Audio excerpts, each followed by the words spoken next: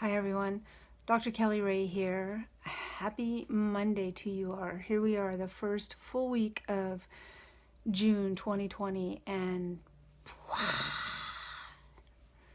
how many are feeling that way? How many are feeling just like if there's one more thing, I'm going to scoot this little thing back here a little bit. If there's one more thing that happens, my head's just going to explode, or I just don't know if I can shed one more tear, or if I can go through one more sleepless night, or if I can continue having this physical feeling of nausea and sickness and heaviness in my body go on. How many are feeling that right now? Look, last week was a really challenging week, and yay for us, we made it through, and some of us are maybe waking up with scars and bruises, and emotionally, physically, however they may be.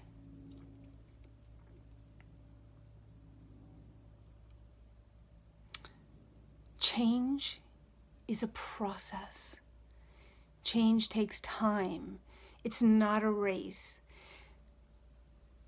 And if we're not careful of how we're navigating through these changing times, quite often what happens when people try to rush and push and overexhaust themselves to make something happen, to make a change happen, to make their voice heard, to make themselves be heard, we can exhaust ourselves in the process. We can weaken our immune system in the process. We can hurt other people in the process of trying to get all of this going, to get change made now, to get everything fixed right now. Mistakes get made along that journey when we do that. Mistakes get made anyway, and we certainly need to learn from mistakes and to evolve from that. It's hard to improve or correct upon or make changes when it feels like everybody's just wanting their point to be made right now. With the preempt of saying, oh, I'm hearing you. I'm hearing what you're saying, but this is what I gotta say.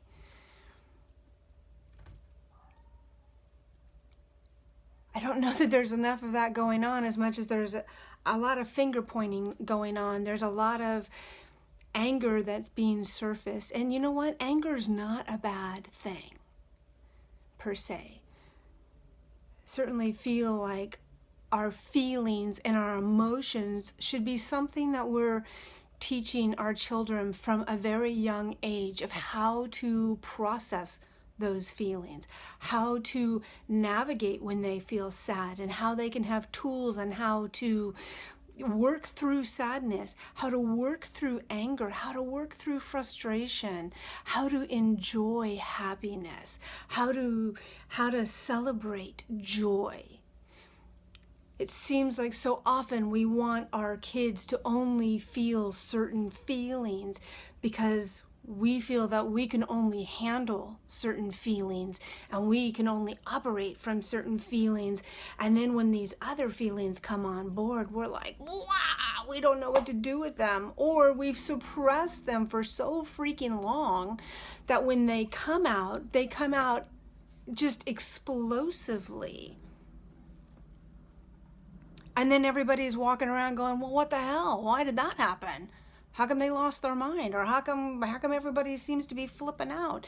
It's because we haven't been taught how to feel our feelings and how to effectively process through them. And it starts here with our belief system. We aren't even taught necessarily that we have beliefs, right?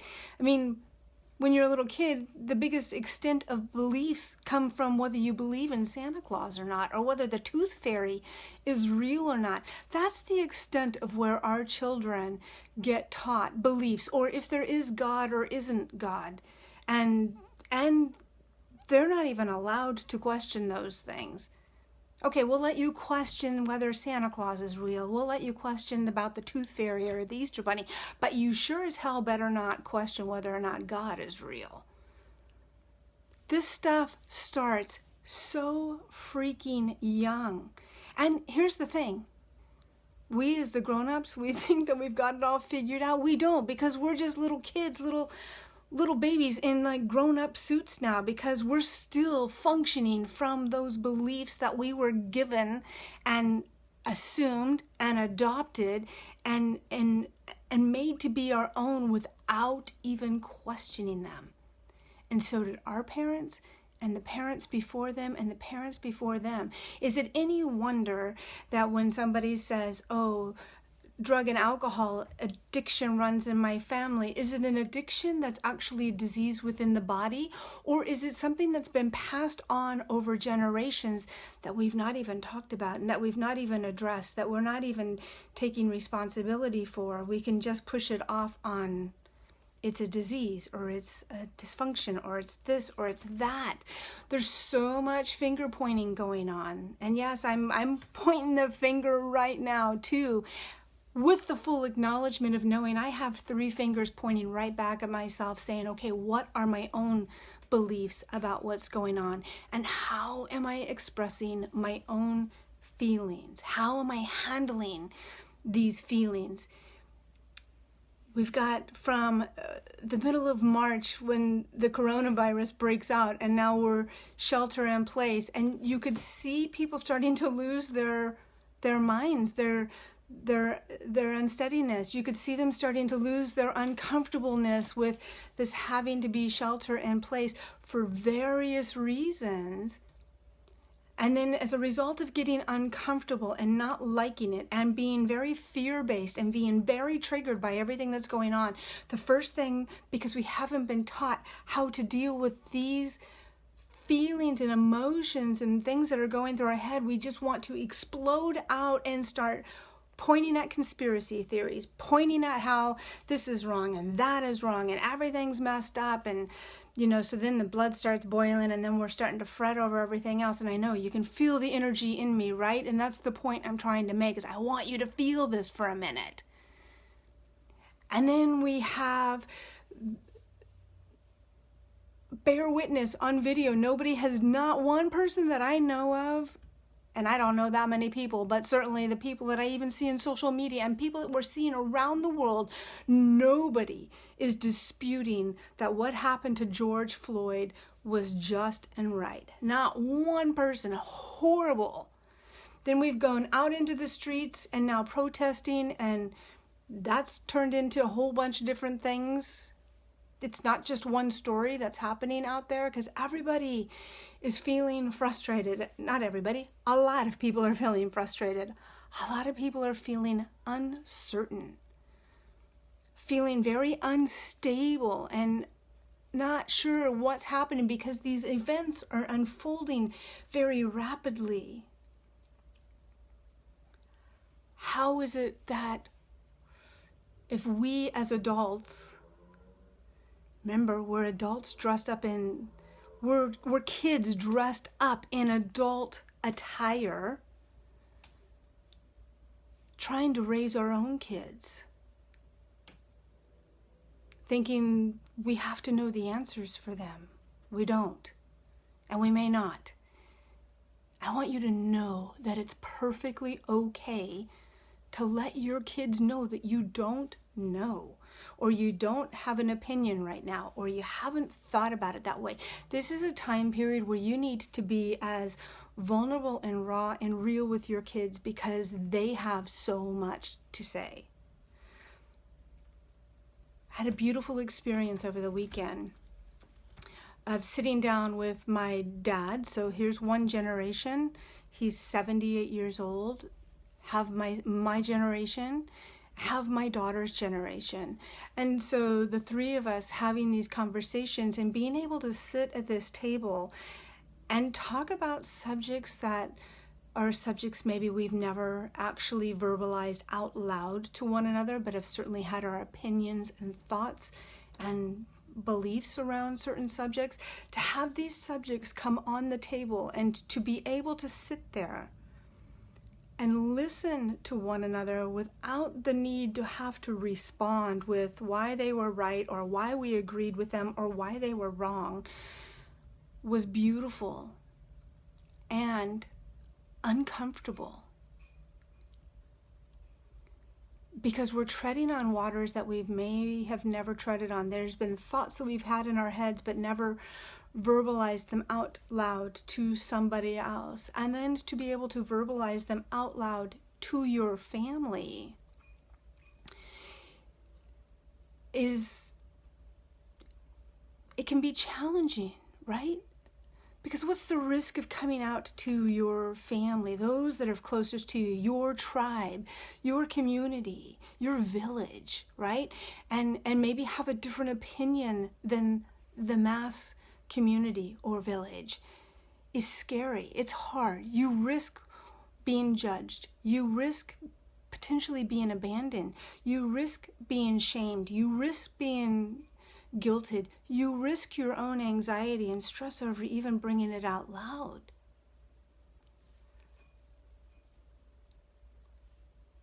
We're in an unprecedented time period for all of us that are living right now.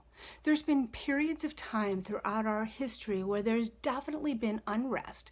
There's definitely been conflict. There's definitely been strife and challenge and hardship and all of those things. We now, right now, today, 2020 in June, are in another one of those evolutionary periods of time that one day we are going to be the history out in the future. Looking back, how do we do this? How do we navigate this? We remember that change is a process and it takes time. You have to have mental clarity. You have to have mental sharpness. You have to have give and take. There has to be collaboration. We need to be sharp. We cannot be sharp if we're not taking care of our physical health, if we're not feeding ourselves good stuff, if we're not giving ourselves rest, if we're not willing to disconnect from the quote-unquote fight, war, whatever you want to call going on right now, unrest. We're not going to come to the table if we're coming exhausted, if we're coming hungry, if we're coming tired, if we're coming weak. When we come from those places, our mental state of mind is not necessarily as sharp as it is when our cup is full, when it is that we're able to have conversations. Maybe you can't have the conversation today. Maybe today is just the day that you listen.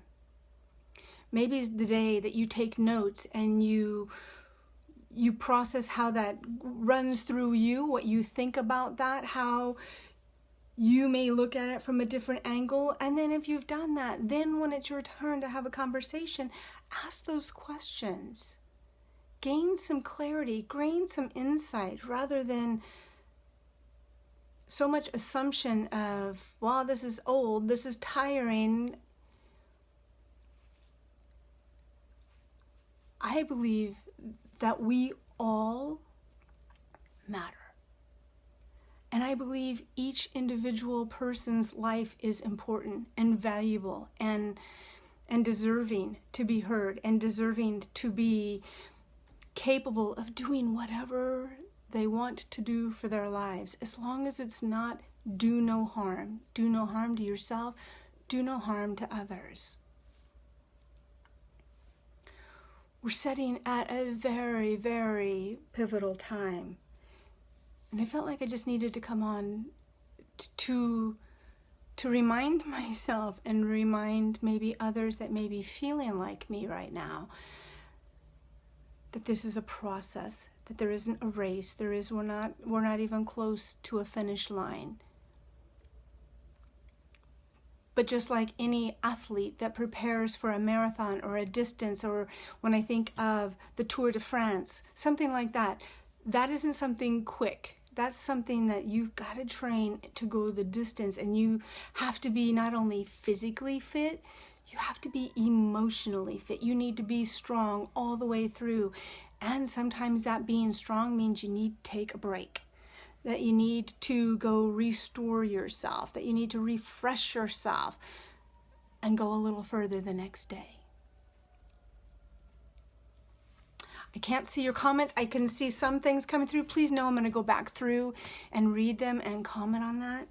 But I want you to know it's okay to take a break. Some people may even feel guilty right now, disconnecting from what's happening, feeling like they're letting the problem down, they're letting the cause down, they're letting others down. I'm telling you, if you can't be strong and whole and healthy for yourself, you can't be that for other people. And sometimes we need to be somewhere else and support in another way. Please don't buy into the guilt and the shame if you need to restore yourself. If you're feeling yourself getting very, very depleted and you need to take a break, do not let others or yourself make you feel guilty or ashamed or less than for restoring your soul, restoring your body, getting the rest and sleep that you need. You're important. You're valuable. And you matter. And you are so loved and are needed right now. And maybe right now you're just needed to rest. Maybe you're just needed to restore yourself because somebody else is going to need the rest down the road.